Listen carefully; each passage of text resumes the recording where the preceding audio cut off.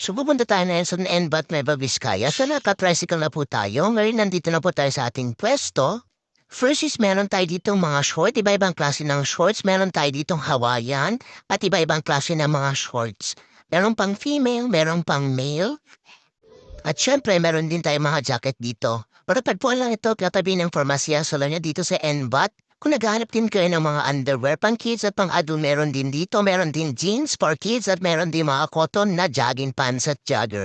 Meron din tayong mga t-shirt which is Reebok and other brands. Meron din tayong mga shorts, meron din terno for adult and for kids. At iba-iba pang mga benta dito. Meron din mga handkerchief at meron dito yung mga original t-shirt which is Levi's, Dickies at iba pang mga brands. Meron din tayong mga original jackets dito at original jeans na pantalon which is 501. Yan, meron pa silang mga tag, madali lang hanapin dito.